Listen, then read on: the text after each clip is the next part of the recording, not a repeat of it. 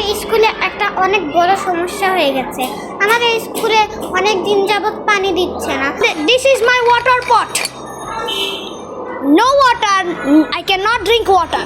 শিক্ষা প্রতিষ্ঠান মানেই নিরাপদ ও স্বস্তিদায়ক পরিবেশ, কিন্তু রাজধানীর উত্তরার ৬ নম্বর সেক্টরের শেল্টার গ্লোবাল স্কুলে সেই পরিবেশই এখন প্রশ্নের মুখে।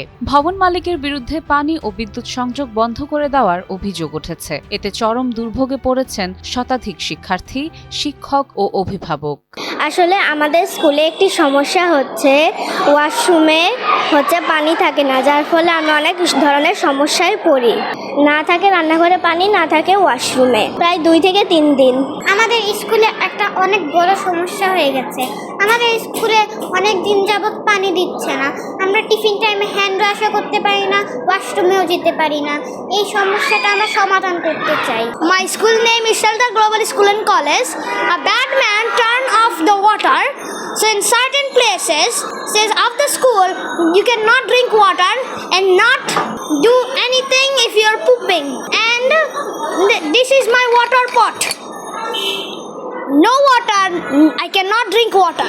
বিদ্যালয় কর্তৃপক্ষের দাবি, হঠাৎ করেই পানি ও বিদ্যুৎ সংযোগ বিচ্ছিন্ন হয়ে যাওয়ায় ব্যাহত হচ্ছে স্বাভাবিক পাঠদান। বিশুদ্ধ পানির সংকট, টয়লেট ব্যবহারের সমস্যা এবং তীব্র গরমে শ্রেণীকক্ষে অবস্থান করাও কঠিন হয়ে পড়েছে শিশুদের জন্য। এ অবস্থায় স্বাভাবিকভাবে ক্লাস পরিচালনা করাও কঠিন হয়ে পড়েছে। তবে এসব অভিযোগ অস্বীকার করেছেন ভবন মালিক। তার দাবি, তিনি কোনো পানি বা বিদ্যুৎ সংযোগ বিচ্ছিন্ন করেননি। সমস্যা তো আমাদের এই বিল্ডিংয়ে আসার পর থেকেই শুরু। আমরা অনেক আশা নিয়ে এই বিল্ডিংয়ে আসছিলাম যে বাড়িওয়ালা থাকবে না এই বিল্ডিংয়ে, আমরা আমাদের নিজেদের ইচ্ছা মতো প্রতিষ্ঠান চালাতে পারবো, বাচ্চাদেরকে নিয়ে অনেক অনুষ্ঠান করতে পারবো, প্রোগ্রাম করতে পারবো। কিন্তু আসার পর থেকে একের পর এক বাড়িওয়ালার কাছ থেকে আমরা বাধাগ্রস্ত হচ্ছি। নিচে আমরা কোনো প্রোগ্রাম করতে পারি না, আমাদের মাইক বন্ধ করে দেয়। তারপরে আমাদের যে লিফট তো পাচ্ছি না, আমরা শুরু থেকেই লিফট পাচ্ছি না, ঠিক আছে। তো সেই 7 তলা পর্যন্ত বাচ্চারা হেঁটে ক্লাস করে, অনেক কষ্ট করে। যা মাশাআল্লাহ আমাদের বাচ্চাগুলোও ভালো, গার্ডিয়ানরাও ভালো। এখন মূলত প্রথম সমস্যা যেটা এই 10 দিন যাবত আমরা ফেস করতেছি, ওনারা নিচে গার্ডিয়ানরা একটু বসে, বাচ্চা যেমন ছোটো ছোটো বাচ্চা নিয়ে আসলে 2 ঘন্টা ক্লাস হয়, তখন তো আর বাসা যেতে পারে না, বাসা কারো দূরে, তো নিচে একটু বসে, তো নিচের কারেন্ট লাইন অফ করে দেয়। তারপরে পানি, বর্তমানে তো পানির সমস্যা বড় সমস্যা। যাই হোক না কেন, পানি তো বন্ধ রাখতে পারে না, ঠিক আছে। আমাদের 27 সালের ডিসেম্বর পর্যন্ত এই চুক্তি করা আছে যে আমাদের স্কুল থাকবে। তো সেখানে বাড়িওয়ালা হঠাৎ করে আমাদের নোটিশ দিয়েছে যে আপনাদের এবছরই ছাড়তে হবে। আমাদের তো আরেকটা প্রতিষ্ঠানে যেতে হবে, সেখানেও তো আমাদের টাকা অ্যাডভান্স করতে হবে, তো আমরা সেখানে টাকা দিব না। তো এটা নিয়েই মূলত বাড়িওয়ালার সাথে আমাদের স্কুল মালিকের দ্বন্দ্ব চলতেছে। সে যাই হোক না কেন, পানি তো বন্ধ রাখতে পারে না। মানুষ কি বলে, পানির অপর নাম জীবন। তো পানি সে কীভাবে বন্ধ রাখে? এই টিচাররা ওয়াশরুমে যেতে পারে না, আমরা আসলে খুবই কষ্টের দিন পার করতেছি।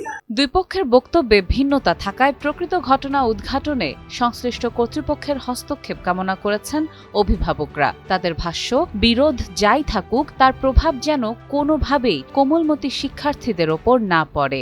আমরা এখানে অনেক ভুক্তভোগী এই ব্যাপারে। আসলে আমরা গার্জিয়ান আকারে আমার 2টা মেয়ে, একটা ছেলে লেখাপড়া করে। এখানে বিদ্যুতের লাইন নাই, পানি নাই, থাকা সত্ত্বেও তারা হয়তো বা দিচ্ছে না।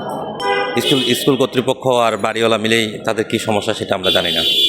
আশা করি বাড়িওয়ালা অতি শীঘ্রই কারেন্টের লাইন দিবে, বাচ্চাদের কষ্ট দূর করবে, আর পানির এটাও ঠিক করে দিবে।